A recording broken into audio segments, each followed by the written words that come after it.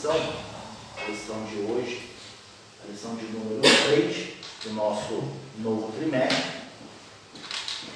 Nós vamos dar início.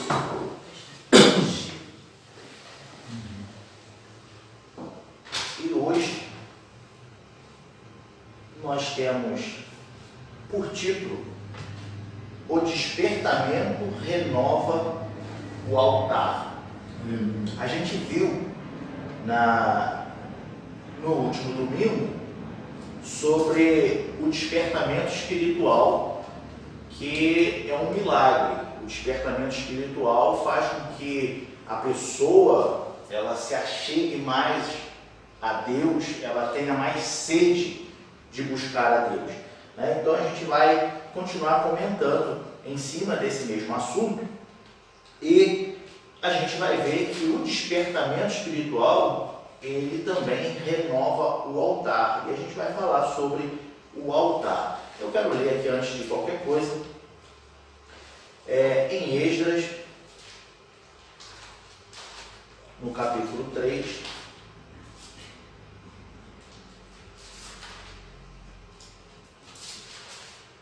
Esdras, capítulo 3, versículo 2 e 5.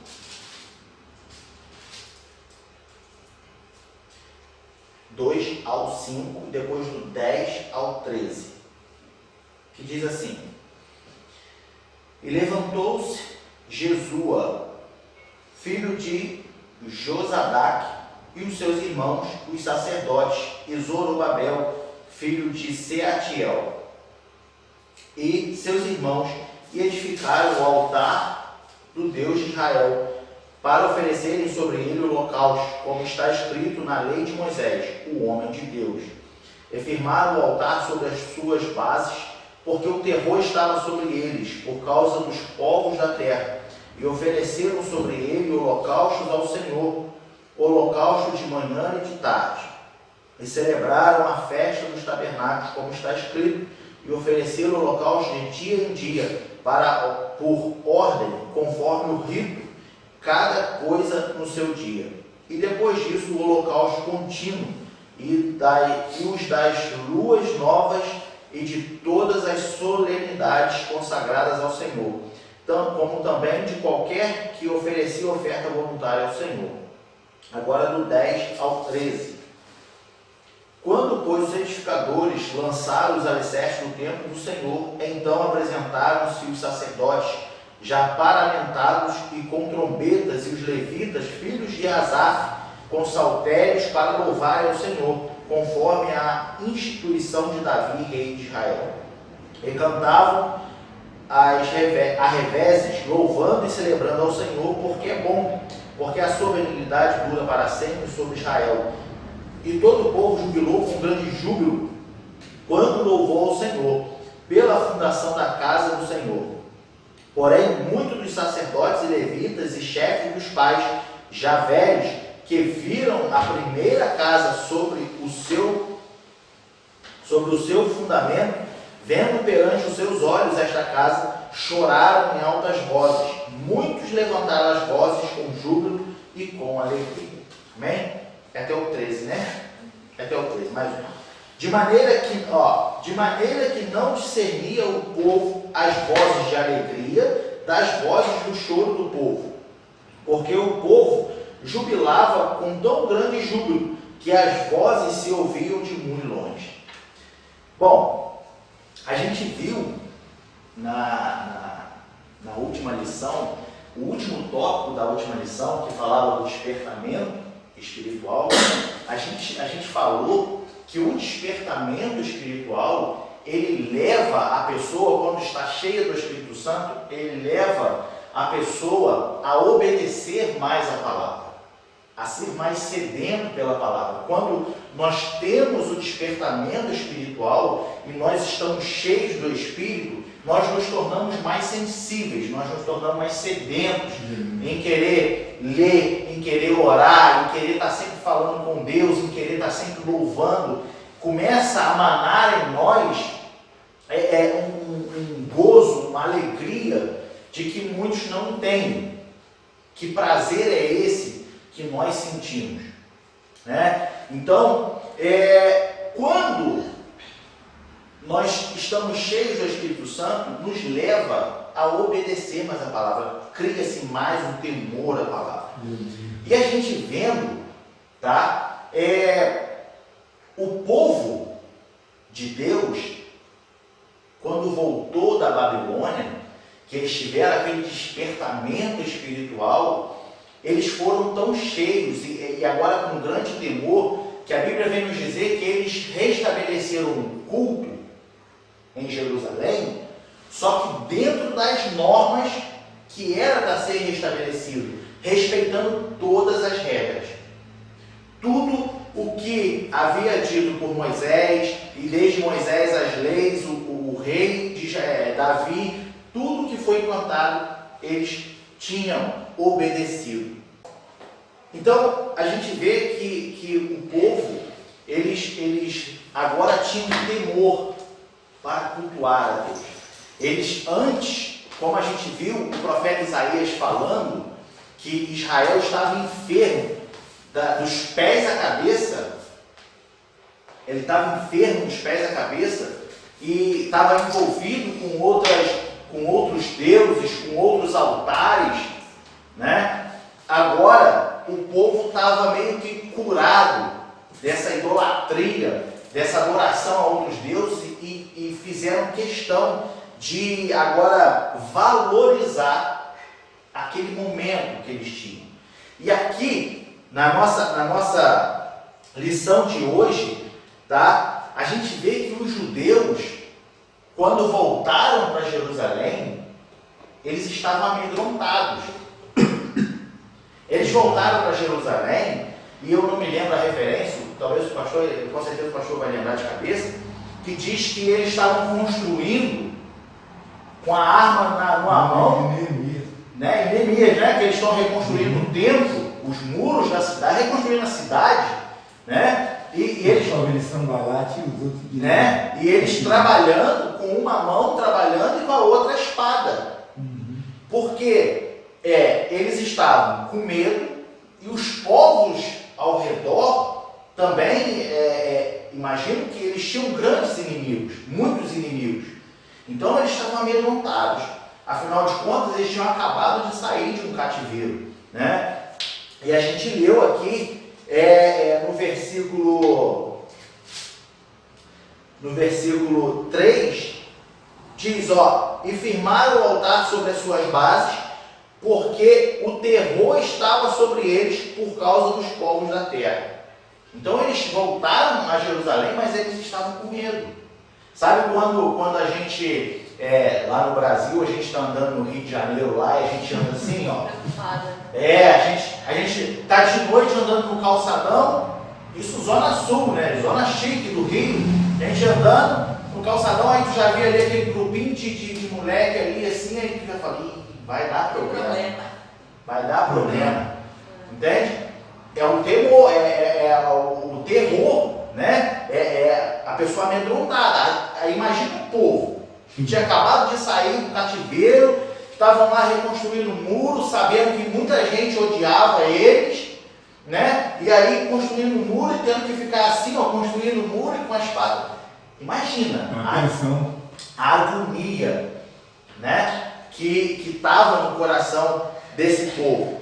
Porém, eles reergueram o altar. Por que eles reergueram o altar? Porque lá em Êxodo 29:43 foi feita uma promessa. 29:43 de Êxodo, que diz assim: E ali virei aos filhos de Israel, para que por minha glória sejam santificados. No 42 ele diz assim: Este será o holocausto contínuo por vossas gerações, à porta da tenda da congregação perante o Senhor, onde vos encontrarei para falar contigo ali. Tá? E ali virei aos filhos de Israel, para que por minha glória sejam santificados. Por que eles fizeram questão de logo erguer o altar? Porque era através do altar que Deus visitava. Era através do altar que eles sentiam a presença de Deus. Era através do altar que os pecados eram perdoados.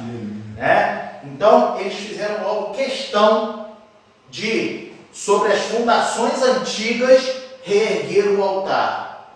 Porque eles estavam agora despertados espiritualmente e estavam querendo, por conta também do medo da população vizinha, eles agora estavam falando, não, a gente precisa mesmo de Deus.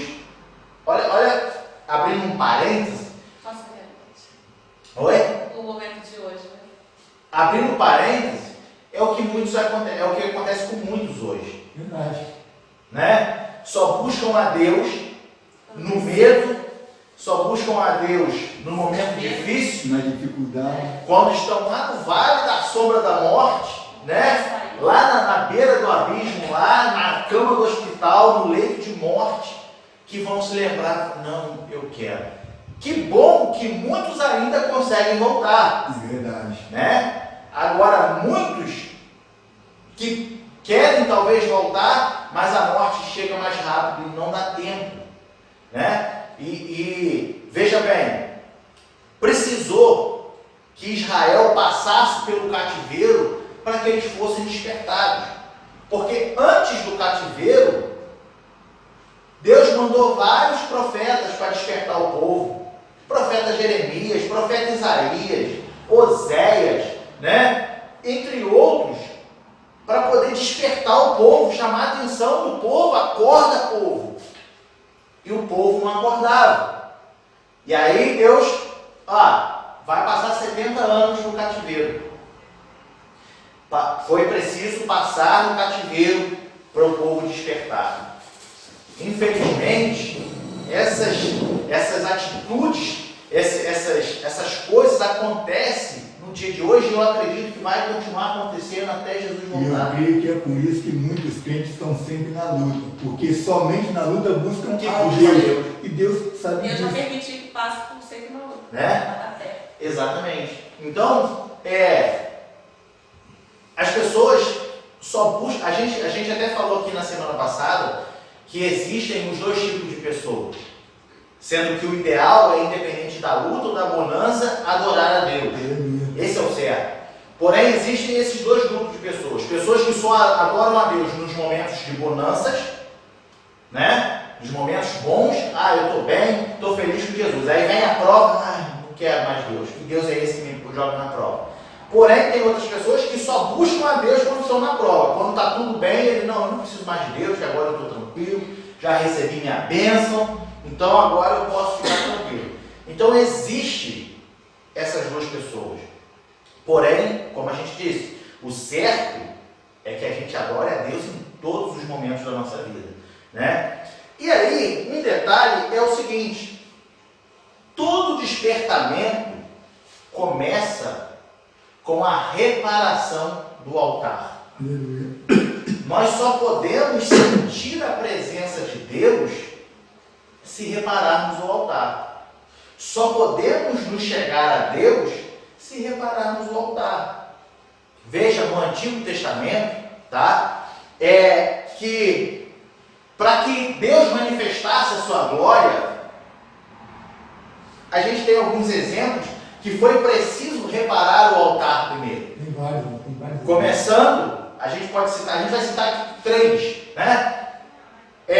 Profeta Elias, contra os profetas de Baal. O profeta de Baal foi lá, fez um altar, um holocausto, de qualquer maneira, clamaram, aí Elias esperou, e falou, agora chega-se a mim. Mas antes, Elias foi lá, a Bíblia diz que Elias vai lá, conserta todo o altar, bota água no altar, deixa o altar preparado. E quando clama a Deus, cai fogo do céu. Né? E aí o povo grita, só o Senhor é Deus, só o Senhor é Deus. Né? Consertou o altar. Nós temos também o exemplo do rei Zedequias. Ezequias, quando assumiu o trono de Judá, que ele foi logo depois de Acais, né? Quando ele assume, o rei Ezequias assume o reino, no seu primeiro ano, a Bíblia vem dizer que no seu primeiro ano ele purifica todo o templo. Ele manda limpar todo o templo, inclusive o altar que Acais tinha colocado, que foi copiado, um altar copiado, que ele mandou fazer e trouxe uma imitação e botou na casa de Deus. Aí o rei, isso dá uma mensagem muito forte. Ezequias pega e a primeira coisa que Ezequias faz é limpar tudo e botar o verdadeiro altar na casa de Deus. Onde está seu altar? Vamos ler aqui. O altar e Olha só, Acais tinha trazido o altar construído no modelo copiado em Damasco, né, e colocado na casa de Deus. Vamos lá em 2 Reis, 2 Reis, capítulo 16, versículo 10 e 12. 10 a 12? 10 a 12, desculpa. Então, o rei Acais foi a Damasco a encontrar-se com Tiglat-Pileser, né? Eu fico com o ER do alemão falando A e aí foi Pileser falando. Alemão, né? Pileser, rei da Assíria, e vendo um altar que estava em Damasco, o rei Acais enviou ao sacerdote Urias a aparência do altar e o modelo, conforme toda a sua obra. E Urias, o sacerdote, edificou o altar conforme tudo que o rei Acais tinha ordenado de Damasco. Assim o fez o sacerdote Urias antes que o rei Acais viesse de Damasco. Vindo, pois, de Damasco, o rei viu o altar e o rei se chegou ao altar e sacrificou nele. Veja, um altar copiado. Ele foi a Damasco, chegando em Damasco, viu um altar bonito. Não, isso é muito bom. Aí mandou lá para o sacerdote, falou, esse é o modelo, esse é o formato, faz aí que a gente vai usar ele. Porém, como o pastor disse, que isso dá uma mensagem, né? O que aconteceu? A presença de Deus se afastou. A presença de Deus se afastou. Já não se tinham os cultos, digamos, no tempo presente, né? Já não se tinham os cultos como era para ter. Já não se sentiam a presença de Deus como era para se sentir. Estão copiando altares estranhos e colocando dentro da igreja. Entende? Essa adaptação que estão tentando fazer. Muitos estranhos a Deus. Né? Essa adaptação que estão tentando fazer nos dias de hoje. Isso é para segurar os jovens. Isso é para segurar a igreja. Porque tem que ser feito isso, tem que ser feito aquilo. E a presença de Deus vai só se afastando. Né? Quando o rei Ezequias assumiu o trono, no primeiro ano do seu reinado, a primeira coisa que ele fez foi limpar tudo aquilo. Tirou toda a impureza, o altar copiado de Damasco, tudo, e purificou o templo. E colocou tudo como a lei mandava, a lei de Moisés mandava. E aí a Bíblia diz que quando o sacerdote voltou, agora no reinado de Ezequias, o sacerdote voltou a oferecer sacrifício, Deus manifestou de novo a sua presença. Eu chego a arrepiar, porque a purificação, ou seja, a restauração do altar. E quando se fala de altar, envolve o culto, envolve as ofertas, os louvores, tudo que é feito. Oferta que eu falo é oferta de manjares, exatamente, louvor que se fazia naquela época. Então, trazendo isso para os nossos dias, quem copia um altar lá de fora, por dentro da casa de Deus, vai estar oferecendo ofertas estranhas, cultos estranhos, e é uma coisa séria. Está acontecendo muito isso hoje, indiretamente. Exatamente. Hoje em dia já existe o evangelho filosófico, as pessoas estão usando palavras de efeito para persuadir, evangelho científico, A gente vai comentar sobre esses pontos aqui. E psicológico. Antigamente um demônio manifestava na igreja, sai em nome de Jesus, ficava liberto. Hoje os pastores estão fazendo psicologia, não leva para o hospital. Gente, Está se perdendo o temor, né? Pois é. Então, uma das primeiras coisas que acontece na vida do cristão, a gente falou no livro passado do despertamento espiritual, né? Quando há o despertamento espiritual, automaticamente nos leva a consertar o nosso altar. aleluia. Porque no Antigo Testamento, principalmente, a gente falou que o povo sentia a presença de Deus através do altar. O povo tinha seus pecados perdoados através do altar. Deus se manifestava Através do altar. Então, é necessário, a primeira coisa, que seja reparado o altar. O que há de errado na sua vida, na minha vida, que nós temos que reparar para voltar a sentir a presença de Deus?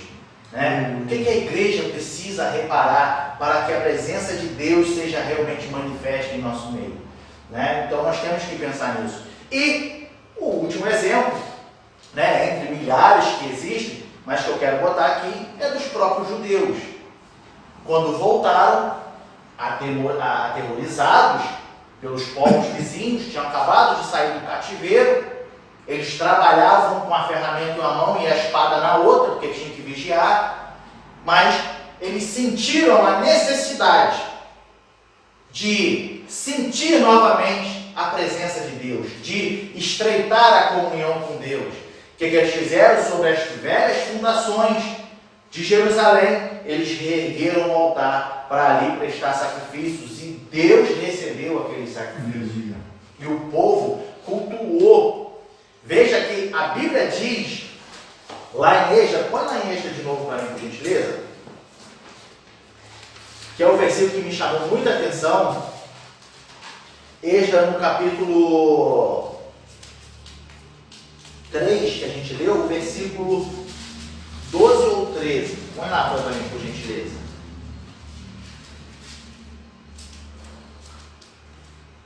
Isso, ó, o 12 e o 13 de Êxodo capítulo 3. Foi tão forte ali o sacrifício que prestaram, que olha o que aconteceu. Porém, muitos dos sacerdotes e levitas e chefes dos pais, já velhos, que viram a primeira casa sobre o seu fundamento, olha agora, vendo perante os seus olhos esta casa, esse altar que eles levantaram, choraram em alta voz. Mas muitos levantaram as vozes com júbilo e com alegria. Põe o 13, por gentileza. Olha só agora. De maneira que não discernia o povo as vozes de alegria das vozes do choro do povo, porque o povo jubilava com tão grande júbilo que as vozes se ouviam de muito longe. Olha como é que foi a alegria. Choro aqui não foi um choro. Não, de tristeza não. Não foi um choro. Exatamente, é isso que eu estou falando. Que estava renascendo. É isso que eu estou falando, porque é o que o versículo 12 diz. Os pais já velhos, viram a primeira casa, vendo agora de novo o povo cultuando do jeito certo, eles choraram. É a mesma coisa, você se emocionar por você ver uma coisa tão extraordinária que conheceu há muito tempo se repetir agora. Foi o que se passou com o povo, com esses sacerdotes, com esses anciões, que tinham visto na época do rei Davi, tudo bonito, Deus manifestando a sua presença. E aí o povo passou por esse período de rebeldia, foi cativo, e agora volta a Jerusalém, eles se emocionaram. Aleluia. E enquanto eles se emocionavam, os outros que prestaram o sacrifício jubilavam. Ou seja, ouvia-se de muito longe as vozes de choro, e imagina um povo glorificando e chorando ao mesmo tempo, ao som de muitas águas, né? Eu imagino, isso é a imagem que vem à minha cabeça. O povo chorando e dando glória a Deus, e graças a Deus, e aleluia, e cantando, jubilando, né? Porque restauraram o altar, tá? E aí, falando de altar, A pergunta é, o que é o altar? Vamos pegar como base o Antigo Testamento. O que é o altar? Quando você lê na Bíblia o altar, a gente está falando de reedificar o altar, reerguer o altar. O que é o altar? É uma pergunta para o público? Oi? É uma pergunta para... Sim. Ah, tá. O que é o altar? Porque às vezes a gente está falando de altar e existem pessoas que não têm a menor ideia, mas altar, o que está? Altar é o púlpito da igreja? É o altar? Onde você prepara para fazer o sacrifício? Eu acredito que o altar, primeiramente, somos nós. E aí, primeiramente, assim, a gente tem que ver o que está... À luz do Antigo Testamento. Estamos preparados. Vai ter igual. Isso é uma pergunta ou é a resposta? Uma resposta perguntando. Não, tem que responder. A luz do Antigo Testamento. É.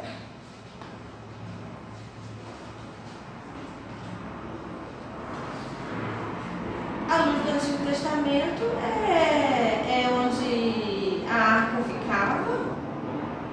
Ali, ó, no tabernáculo. Não, tô chutando. Não, tudo bem, tudo bem.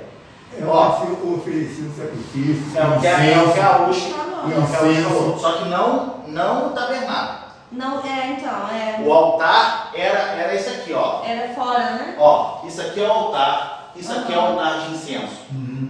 Ok. Entende? Era um utensílio. O altar era um utensílio do tabernáculo. Isso aqui é considerado um altar, isso aqui é considerado um altar. Ou seja, o altar era o local aonde era colocados os holocaustos, os sacrifícios, para ser queimados, oferecidos a Deus. Isso tanto oferta de manjares, como sacrifícios, derramamento de sangue pelo perdão do povo. E até oferta de gratidão. De gratidão. Adoração, como fez Jacó, Exatamente. como fez Abraão, É porque construiu o altar. Se- E tem passagem que fala que ele até voltou lá no altar que ele tinha construído. Quer dizer, Exatamente. então tem que estar sempre voltando para o altar. Então, exatamente. Então, você vai ver, principalmente no Antigo Testamento, se eu não me engano, quando Josué atravessou o Rio Jordão, né? Que a Bíblia diz que ali ele reergueu um altar ao Senhor, um local de prestar sacrifícios. Entende? Por quê? Porque a gente leu, eu vou ler de novo essa referência, só para você entender por quê que era tão importante o altar. Por que é onde que eles iam, eles erguiam um altar. Vamos ler de novo essa referência, lá em Êxodo 29, 43. Lê pra gente aí, Francine, na sua Bíblia. Êxodo 29, 43. 42 e 43. Pode ler o 42 também.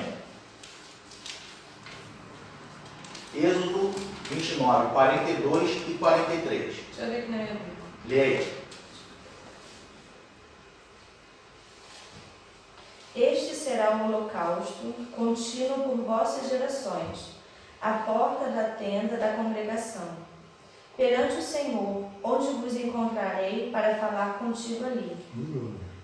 E ali virei aos filhos de Israel, para que por minha glória sejam santificados. E santificarei a tenda... Não, só 42. 43. 42 e 43. Tu entendeu? Não? Volta aí no 42, por favor.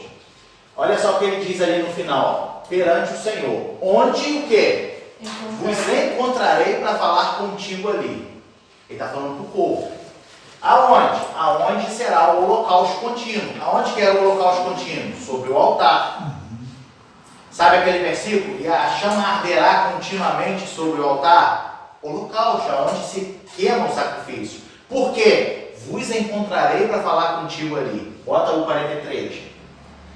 E aí ele diz assim, e ali virei, eu vou vir aos filhos de Israel para que por minha glória sejam santificados. Ó, chega a arrepiar. Entende? A importância que era o altar para eles no Antigo Testamento, por isso que você vai ler. E ali ergueu um altar ao Senhor. Porque é onde que eles pegavam e prestavam as ofertas de gratidão, ofertas de sacrifício, tudo ali era em cima do altar. Porque era através do altar que Deus falava com eles. Era através do altar que sentiam a presença de E Deus. em base àquele versículo 43 ali, era o local de Deus se encontrar com o povo. Ali viriam os filhos de Israel. Exatamente. Então é o local de encontro com os Sim. filhos de Deus, né? Eles se encontravam ali. Entende a importância do altar no Antigo Testamento? Então, toda vez que você estiver lendo o Antigo Testamento, você falar que você vê assim, ali o profeta, independente da pessoa, fala, ergueu um altar ao Senhor, é um altar porque ele prestou ali alguma oferta de sacrifício, alguma coisa, ele queimou ali, adoração a Deus, e através do... Por que eles faziam isso? Porque era através dali que eles sentiam a presença de Deus. Entende a importância do altar no Antigo Testamento?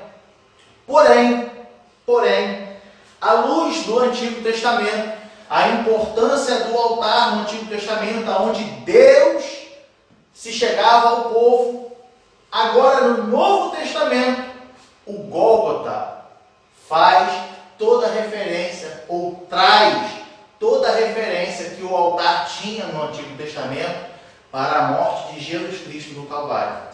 E ele mesmo fala, parece que é em João, ele fala assim, e quando eu for levantado, quer dizer, quando ele for crucificado, todos atrairei a mim. Sim. Exatamente, né? Porque no Antigo Testamento, o altar era o meio de comunicação para que o pecado fosse perdoado, para que pudessem adorar a Deus, para que pudessem sentir a presença de Deus. E hoje, através da cruz erguida no Gólgota, agora ela traz para nós toda essa referência que o altar do Antigo Testamento era para eles, Jesus Cristo é para nós. Por quê? É através de Jesus Cristo que hoje sentimos a presença de Deus. Por quê? Através de Jesus Cristo. Não é o Espírito Santo? Sim. Só que o Espírito Santo só veio depois que Jesus subiu. Sim. E ele diz também que o Espírito Santo iria testificar dele. Então, tudo agora aponta para Jesus Cristo na cruz do Calvário. Sentimos a presença de Deus, cruz do Calvário. Temos agora um contato direto com Deus, cruz do Calvário. Tudo Jesus Cristo, pendurado na cruz do Calvário. E sabe o que é interessante? Que toda a Trindade, ela atuou nesse momento do Gólgota, nesse momento em que a cruz foi erguida. O próprio Deus atuou nesse momento. Por quê? João 3,16, porque Deus amou o mundo de tal maneira que deu o seu Filho, enviou o seu Filho, para que todo aquele que nele cresce, não pereça, mas tenha vida eterna. Deus enviou o seu Filho por amor ao mundo. Primeira atuação do Pai. Segundo, o próprio Jesus Cristo, o escritor aos Hebreus diz assim, ele se deu a si mesmo. Tem outros versículos que Jesus mesmo diz assim, olha, ninguém, como é que é, pastor? Quando Jesus fala, ninguém toma a minha carne, mas eu mesmo a dou. Ninguém tira a minha vida, eu de mim mesmo a dou. De mim mesmo a dou. Tenho poder para dar e poder para tornar a tomá-la. Exatamente. Então, o próprio Jesus Cristo, na presença da Trindade, Deus atuou, o próprio Jesus Cristo entregou-se a si mesmo. Né? Nós temos aqui, nós podemos ler rapidamente, por exemplo, Hebreus capítulo 9, versículo 14. Vou olhar para a gente por gentileza. Quanto mais o sangue de Cristo, que pelo Espírito Eterno, se ofereceu a si mesmo, imaculado a Deus, purificará a vossa consciência de todas as obras mortas, para servirdes ao Deus vivo. É uma pergunta, mas ali é o ponto, se ofereceu a si mesmo. E a terceira da Trindade, o próprio Espírito Santo. Porque se Jesus Cristo, digamos, se Jesus Cristo não estivesse cheio do Espírito Santo, ele não teria conseguido suportar todas as aflições e entregar-se a si mesmo. Entende? Por que eu digo isso? Porque a gente vê que, eu não vou dizer que foi medo, porque medo é uma palavra muito forte, mas a gente entende isso quando Jesus chora e Jesus fala assim: Pai, se possível, passa de mim esse cálice, mas que seja feita a sua vontade, não a minha. Nesse momento, se não é o Espírito Santo agindo juntamente com Jesus Cristo ali, que era a sua parte homem, fraca, né? Ele não teria suportado todas essas coisas. Ele teria fugido. Porque quem que vai entregar a si mesmo para ser chicoteado com chicote, com pedaços de osso na ponta, que vai se submeter à humilhação, que vai ser cravado numa cruz vivo, vai ser colocado uma coroa de espinho? Ninguém, por sã consciência, sem ser impulsionado pelo Espírito, faria isso. Então, a gente vê a Trindade atuando nesse momento em que Jesus se entrega na cruz do Calvário. O Pai, o próprio Jesus Cristo e o Espírito Santo, que fez com que tudo acontecesse. O nosso altar. Entende? Porém, mais um detalhe que é importante é que o Espírito Santo, pelo despertamento, tá? Ele quer nos revelar ele nos revela, quando nós damos lugar, o sentido da morte na cruz do Calvário. Nós entendemos por que Jesus Cristo morreu na cruz do Calvário. E não só entendemos, porque falar entender é uma coisa muito vaga. Muitos entendem, mas não aceitam. Agora, quando o Espírito te revela, você não só entende, mas você também teme. Você sente. Entende? Aquilo agora, aquela atitude que foi feita na cruz do Calvário, através do Espírito Santo, você passa a valorizar o que foi feito por você e por mim. Né? Então, o Espírito Santo, ele age dessa forma. E temos algumas características que o Espírito Santo faz em nossa vida. Pelo menos 4. Uma, o Espírito revela. Segunda, o Espírito ensina. O Espírito explica e o Espírito penetra. São as funções que o Espírito Santo faz em nossa vida. Ele te explica, ele te ensina, ele penetra na alma, né? E o outro que ele diz aqui, revela. Quando você está lendo a palavra de Deus na sua casa, e você tem o temor, você está sedento, você orou a Deus e falou assim: Deus, eu quero entender. Você vai ter o esclarecimento, talvez não no momento que você está lendo e já vai esclarecer, mas talvez no momento que você esteja meditando, andando na rua e pensando no que você leu. Deus, como é que é isso? E aí o Espírito vem e te revela. Aí você começa a enxergar coisas dentro daquele versículo que todo mundo sempre leu, mas nunca ninguém observou. Revelação do Espírito Santo. Aí você lê alguma coisa e você não sabe o que aquilo quer dizer. O Espírito vem e te ensina, porque ele vai te fazer lembrar de alguma referência que foi falado no estudo, na pregação, no culto, na casa de alguém, e você vai falar: ah, é aquilo. O Espírito te ensinando. E Jesus falou 3 versículos, está em João 15, 26. Olha Pode só. botar. 15, 26. Mas quando vier o Consolador, que eu, Jesus, da parte do Pai, vos hei de enviar, aquele Espírito da verdade que procede do Pai, testificará de mim. João 16, 13 e 14. Completa este versículo. Mas quando vier aquele Espírito da verdade, ele vos guiará em toda a verdade, porque não falará de si mesmo, mas dirá tudo o que tiver ouvido e vos anunciará o que há de vir. O 14. Ele me glorificará, porque há de receber o que é meu e vos há de anunciar. Essa é a função dele. Né? Ele recebe de Jesus e passa para nós. Então, ele nos ensina, porque ensinar é diferente de explicar. Eu enxergo dessa maneira. Ensina uma coisa que você não sabe. e explica uma coisa que você sabe, mas tem dúvidas. Ou não entende. Entende? Então, o que acontece muito hoje com muita gente, com todos nós? Lemos o versículo, eu sei o que quer dizer, eu sei do que se trata, de qual passagem, de qual história, mas eu não entendo. Mas por que eles fizeram dessa maneira? Aí você vai meditar, você vai orar, você vai passar o dia ali meditando, tentando. Aí o Espírito vem e te explica. Que aí você vai chegar assim, não, deixa eu tentar ler de novo. E aí agora parece que os seus olhos se abrem sobre aquele versículo e você fala, tá aí, eu não tinha pensado nisso. Mas o Espírito te explicou. Entende? E também o Espírito penetra. Como que o pecador é convencido? Através do Espírito Santo. Como que nós somos convencidos do nosso erro? Quando a gente erra, estou andando na rua, me irritei, me estressei com alguém, bati na pessoa. E aí logo depois eu falo assim, meu Deus, o que eu fiz?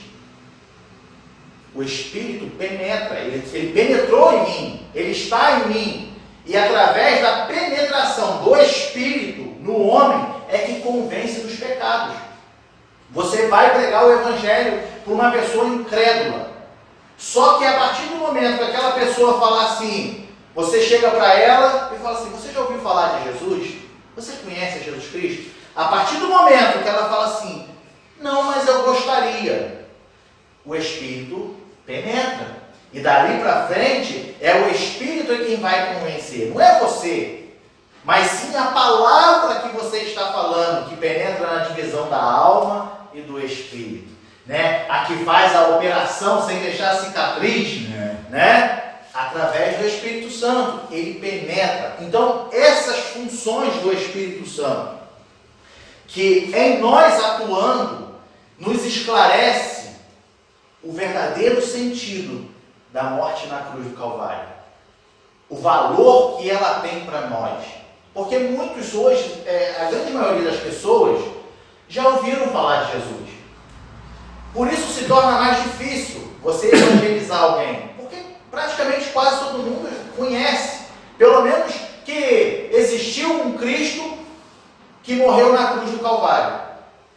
Isso é o que os cristãos, os crentes acreditam aí, né? E muitos dizem até o incrédulo, sem ser evangelizado, ele está estudando. Aí vai estudar história geral ou história universal. Aí começa a falar lá, não, porque 5 anos antes, a história fala tantos mil anos antes de Cristo.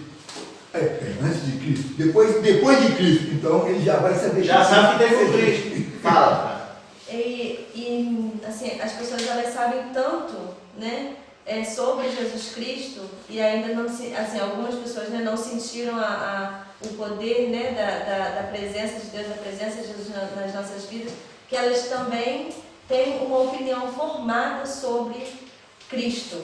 E muitas das vezes essas opiniões formadas são deturpadas, porque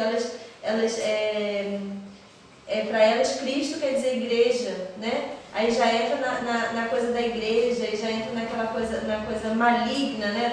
Exatamente. Que o mundo acha. Exatamente. A visão que eles têm. Eles aprenderam a ser errado. Exato. Então, aí essa opinião já está formada, então pra gente, assim, fica difícil. Fica. Se não for o Espírito Santo, você não consegue. Principalmente quando a gente vai falar com uma pessoa, você está evangelizando, daí é um desviado, pronto, você está lascado, porque ele conhece tudo. Conhece tudo e vai te alimentar com tudo. Entende? É mais difícil pregar para um grego ou para um budista do que pregar para um desviado. É muito difícil. Dentro do seu exemplo, o Espírito explica. Essas pessoas que têm essa visão da igreja, né? O Espírito explica, por exemplo, o sentido do brado que Jesus deu pregado na cruz, dizendo assim, Pai, está consumado. E a confirmação desse brado foi qual? Eu pergunto a vocês.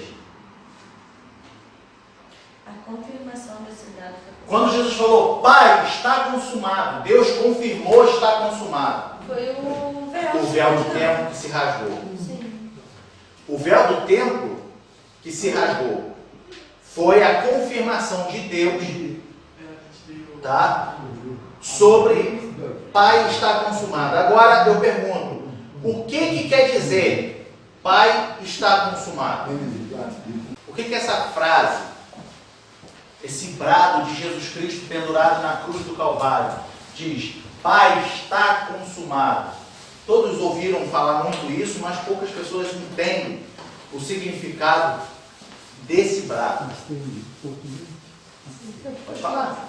Não, provavelmente, assim, o está consumado é que o plano divino, né, o plano da salvação,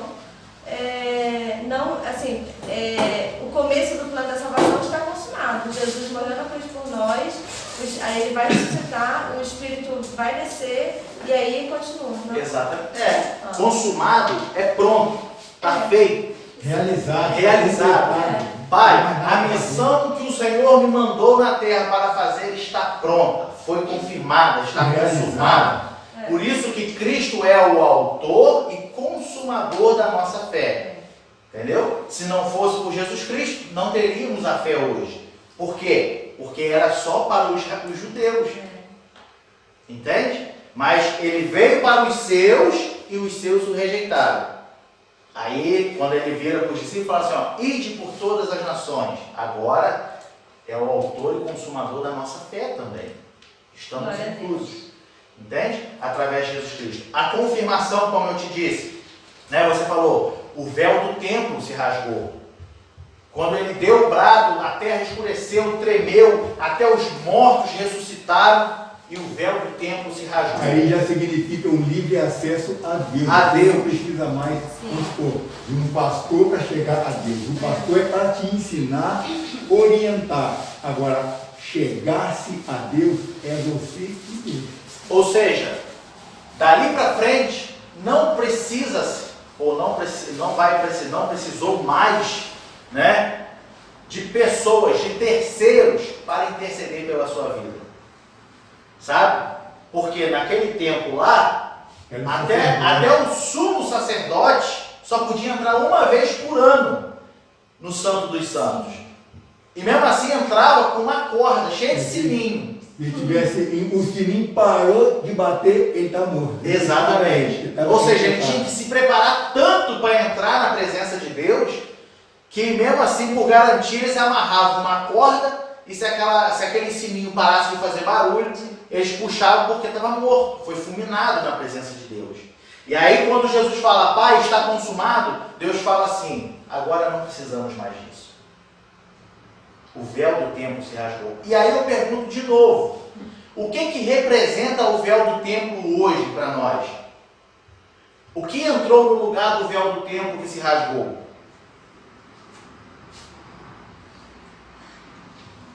O que entrou no véu do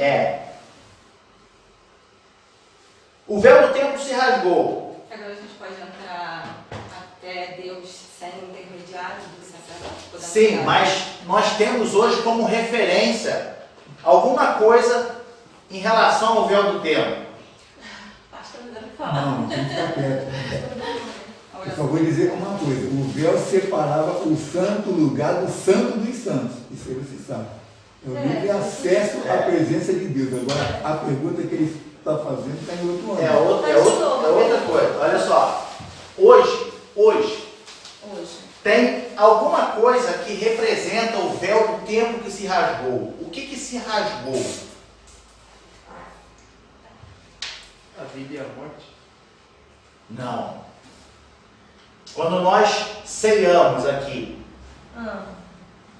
tem uma referência que hoje para nós é como o véu do templo que se rasgou. A carne de Jesus Cristo foi rasgada. E a carne de Jesus Cristo rasgada representa o véu do templo que se rasgou. Vamos ler lá em Hebreus, no capítulo 10, versículo 19 e 20. Bota aí pra gente. Tendo, pois, irmãos, ousadia para entrar no santuário, agora, pelo sangue de Jesus. O outro. Pelo novo e vivo caminho que ele nos consagrou pelo véu. Isto é, pela sua carne. Que maneiro, A gente lê e não presta atenção. Entende? A carne de Jesus Cristo representa o véu do templo que se rasgou. Aleluia. Ele rasgou a sua própria carne. Deus rasgou o véu do templo. Jesus rasgou a sua própria carne, porque agora, no versículo anterior, pelo sangue de Jesus entramos no santuário. Pelo novo e vivo caminho. Entende? Portanto, quando a gente lê lá na ceia, lá em 1 Coríntios, ele diz assim que o meu sangue é o Novo Testamento. Né? Porque agora, pelo sangue de Jesus Cristo, pela sua carne que foi rasgada, nós entramos no santuário, no Santo dos Santos.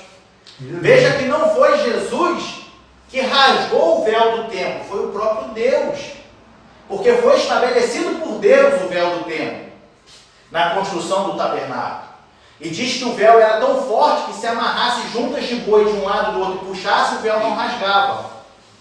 E aí, no mesmo momento que Jesus Cristo morre na cruz do Calvário, rasgando toda a sua carne por causa das chibatadas, né, que ele sofreu, a sua carne rasgada agora é o Novo Testamento. Porque dali o sangue que minava nos daria acesso ao santuário. Aí Deus falando assim, já que está consumado, isso aqui acabou. E o fato de entrar no Santo dos Santos, o que representa isso para nós hoje? No Velho Testamento, só o sumo sacerdote entrava uma vez por ano no Santo dos Santos. Hoje, nós podemos entrar todos os dias, todas as vezes que viemos à casa do Senhor ou que prestamos a nossa adoração a Deus em casa, entendeu? Porque as pessoas, havia o templo, tinha a separação, o lugar santo. Então hoje nós estamos no lugar santo, é a nave do templo. O altar ali não é o santo dos santos hoje. Sabe o que é o santo dos santos hoje? É a presença de Deus. Então muitos vêm na casa de Deus, se assentam no lugar santo, mas não entram no santo dos santos, não entram na presença de Deus. Ou seja, não vem para adorar a Deus, não vem para sentir Deus, não vem para ouvir Deus falar com ele aquilo que Deus quer falar e não aquilo que ele quer ouvir. Porque muitas das vezes a pessoa quer uma resposta de Deus, mas já ora num certo sentido, obrigando Deus a responder do jeito que ele quer. Não, eu quero que seja assim, não. Seja feita a tua vontade. Então, entrar nos santos dos santos hoje é quando você vem à casa de Deus e não se importa com quem está do seu lado. Você está lá na glória de Deus, glorificando, buscando. Isso significa o entrar no santo dos santos para nós hoje. É verdade. É vir à casa de Deus e discernir a presença de Deus. Agora, pelo derramamento do sangue de Jesus Cristo, através da sua carne, que representa o véu que foi rasgado, aleluia, nós nos chegamos a Deus. Glória a Deus. E aí nós temos agora, nós nos reunimos aqui para adorarmos a Deus. Porém, através do Espírito Santo, você fala com Deus na rua, você fala com Deus na sua casa. Você não precisa ligar para o pastor e falar assim, pastor, eu quero falar com Deus. Antigamente era assim, o sacerdote e o profeta intercedia a Deus pelo povo. Então, não precisamos através de Jesus Cristo. Entende? E por último, para a gente encerrar, hoje, muitos, que aí entra aquele assunto que a gente estava falando da troca dos altares, entende? Que a gente viu que o rei Ezequias, quando assumiu o reinado, a primeira coisa que fez no seu primeiro ano foi purificar todo o templo, tirar a cópia do altar que Acaz tinha colocado de lá, trazido de Damasco, colocado lá, ele limpou tudo. Cuidado com muitos falsos despertamentos que vem acontecendo hoje. Como o pastor comentou, hoje em dia, muitos pastores estão estudando várias formas psicológicas para conseguir manipular as pessoas.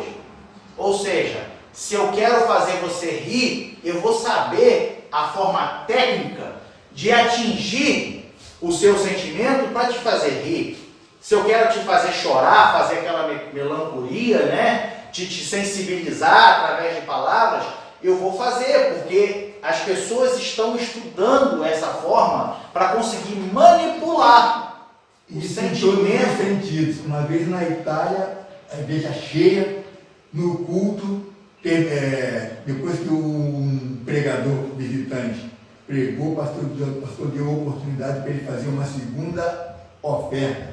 O povo tinha ofertado na igreja cheia, lá são 900 cadeiras. A oferta chegou a 180 e poucos euros, o tesoureiro mostrou. Mas na hora que o missionário pregou e fez o apelo, ele convenceu o povo de uma forma tal que arrancaram mais de 2.000 euros de oferta. O pastor disse assim, gente, eu não estou interessado no dinheiro de vocês. Agora eu quero que vocês prestem atenção em uma coisa. Por que vocês não ofertam para a casa de Deus com o mesmo empenho que vocês ofertaram para um visitante? Por quê? Ele tem técnica para te falar e para te convencer. É igual vendedor de livro, vendedor de consórcio. O cara te conta como você tem que vendedor não te deixa sair da loja só com o que você quer. Eles Ele estão te empurra usando um monte de coisa. essas técnicas hoje, entendeu? Evangelho psicológico, científico, e eles têm palavras de efeito, palavra que vai sensibilizar você. Fala. Eu trabalhei na loja de sapato no Brasil, loja de sapato de criança, só que a gente tinha até 38. Se fosse uma mãe comprar sapato com a filha, para a filha e a mãe, seria calçada, se eu não isso. Pois é. Aí se a avó fosse também junto, saía mãe, filha, mãe e vó, todas as três calçadas. Exatamente. E Então, são formas que estão se usando para manipular, entende? Quando não é esse tipo de manipulação, tá, que causa o falso despertamento na igreja, é o que a gente falou sobre eventos dentro das igrejas. Shows com luzes coloridas, Fumaça. tudo, fumaça, simulando como se fosse uma apresentação qualquer no mundo. Sendo que aqui, ou todo o lugar que é separado para adoração a Deus, não é mais qualquer um lugar. E por que eles estão pintando as igrejas de preto, colocando luz negra, igual discoteca nas igrejas? Está cheio disso aí. Era esse que eu ia falar? Igreja de que preto. lá Na Europa tem Lá no também. Rio de Janeiro, principalmente, assim, eu acho que é o Norte Fluminense, né, que fala Niterói, São Sim. Gonçalo, todas as igrejas pintadas de preto, É. incrível. Porque eles falam que o preto te deixa mais emotivo, assim, e tal. Eu falei, caraca, porra. Pois é. E luz negra, fumacinha. Isso é porque Jesus é luz, né? Aí traz o negro para dentro da igreja. Né? Faz texto? Cães do Ares faz tempo? Mais ou menos, quase tudo. Olha, Mas eu preciso Gosto acostumar com de- o sotaque de primeiro basete? aí. não. Então, hoje estão querendo adaptar. Aí você É vê os altares estranhos, né? os Fazer altares estranhos. Então, o que está acontecendo? Estão querendo fazer muitos tipos de movimentos dentro das igrejas para segurar o povo. Aí você vê os jovens dentro das igrejas, tudo felizes, pulando e tudo, mas por quê? Por que a gente vê esses jovens felizes e pulando dentro da igreja? Porque dentro das igrejas estão podendo fazer a mesma coisa que eles fariam lá fora. Mas aí começa a perder o sentido. Porque se aceitar a Jesus Cristo é realizar uma conversão na sua vida, e conversão quer dizer troca de direção, não há sentido a gente tratar os jovens aqui dentro da mesma forma que eles seriam tratados lá fora, porque não está havendo conversão. Então vamos tomar cuidado com muitos tipos de despertamentos que têm acontecido e a gente vê por aí, porque as igrejas cheias, mas tá, aí você vai ver o tipo da doutrina, como é tratada a igreja. O comportamento. A Bíblia é a última coisa que é ensinada, na sua essência, na sua origem, da forma que tem que ser ensinado. Ah, não, mas aí é melhor ter esse jovem dentro da igreja do que lá no mundo. Sinto dizer, se Jesus voltar, vai tudo para o inferno. Porque uma vez que nós estamos indo contra a palavra, estamos sendo desobedientes a Deus. Sendo desobedientes a Deus, se nos tornamos inimigos de Deus. Entende? Fala. Eu assisto Bibliotefal, né? Não sei se vocês conhecem, é muito bom. Bibliotefal aqui na Alemanha. E eu estava ouvindo hoje de manhã até um pastor falando, ele falando assim, se você for com a maioria, pode ter certeza que você está errado. Você tem que ir com a minoria. A minoria hoje é estar com Jesus Cristo. Então, assim, você tem que ir com a minoria. Se você está ali com todo mundo junto, muita gente fazendo a mesma coisa e você está entrando nessa, para e volta. Cuidado. Porque você tem que ir com a minoria. Eu achei Olha, interessante falando isso. já desde o tempo dos apóstolos, já tinha esses tipos de movimentos. Portanto, o apóstolo Paulo fala aos Colossenses. Põe aí para a gente, por favor, para encerrar agora. Capítulo 2, versículo 23. Olha o que ele se refere a esses tipos de movimentos. As quais têm, na verdade, alguma aparência de sabedoria, em devoção voluntária, humilde em disciplina do corpo. Porém, não são de valor algum, senão para a satisfação da carne. É o que acontece. Entende? Igrejas estão cheias. Por que eu vou ficar nessa igreja do pastor Joab? Né? Não é o nosso caso, não é um exemplo. Porque o pastor Joab deixa a gente dançar aqui, bota luz, bota fumaça, é rock and roll, heavy metal, é cordãozão de prata, arrastando. Peraí, mas nós não servimos a Deus? E nós não temos que nos converter? Não temos que ir ao contrário? Não temos que ser a contramão do mundo? Por que eu vou tratar desses jovens para eles se sentir como se estivesse lá fora? Que diferença está tendo na vida deles? Que conversão é essa? Então, é o que o apóstolo Paulo está falando. Senão para a satisfação da carne. Fora que hoje em dia dentro das igrejas, muitas coisas que são feitas no mundo que são normais, estão se tornando normais mesmo dentro da igreja. A Bíblia fala muitas coisas, muitas coisas, e hoje em dia existem essas coisas que a Bíblia abomina, né? Existem essas coisas dentro da igreja, então é uma coisa assim que a gente vê que não tem Bíblia. Não, isso é coisa do passado, antigo. Não tem Bíblia e começam a armar justificativas, tirando versículos de contexto para justificar o seu estilo de vida. Versículos isolados, fora do contexto. Então, vamos ter cuidado, porque é o que o apóstolo Paulo diz. Isso é tudo para satisfação da carne. Amém? E assim eu agradeço.